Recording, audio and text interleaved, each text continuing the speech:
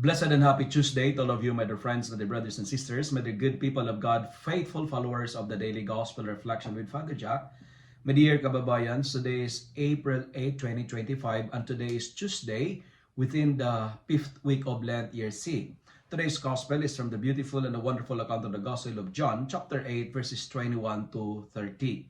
Three important points that I would like to share with you today, my dear friends. Our first reading for today is reminding us that our life is like a journey towards the promised land. We are on a journey towards eternal life.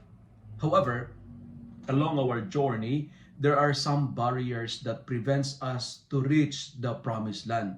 There are obstacles that hinder us to experience the life of success. In our journey, God provides everything. But like the Israelites, we don't appreciate it. We grumble and we complain. And worse, like the Israelites, we would like to go back to the place of enslavement. We like to go back to Egypt. God prepares them something beautiful. God prepares them something amazing and awesome, but they choose to live their old ways of living. They choose Egypt over the promised land. They complain, they grumble, they murmur. And because of this disobedience, the Lord sent poisonous serpents among them, bit them that caused their death. Now, what's the first message that I would like to share with you today, my dear friends?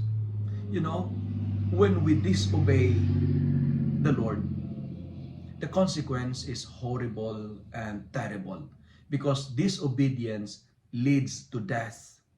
And sin is the deadliest poison, more poisonous than the serpent's venom. Sin is more deadly than any virus in the world. Sin is the new modern serpent that looking for a new innocent victim. Sin is more dangerous than COVID-19, I tell you. If you disobey, there is a cure.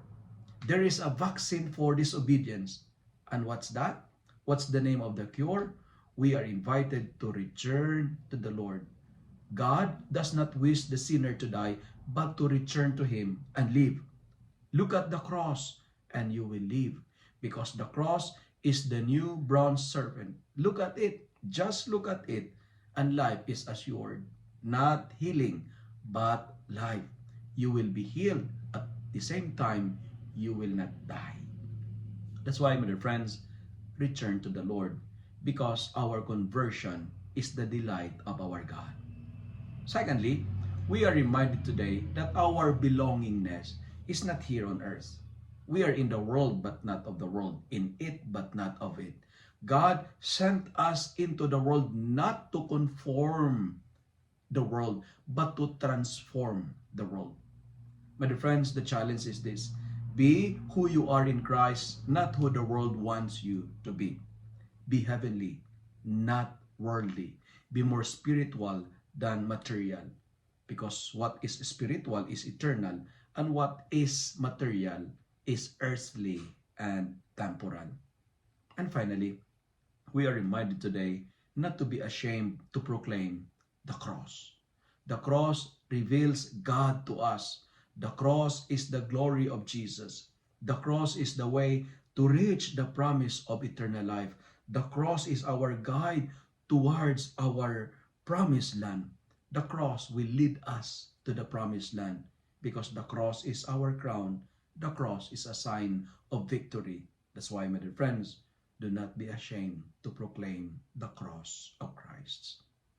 If you love and like this reflection, kindly share it with your friends, share it with your family, make the Word of God viral so that many will be blessed.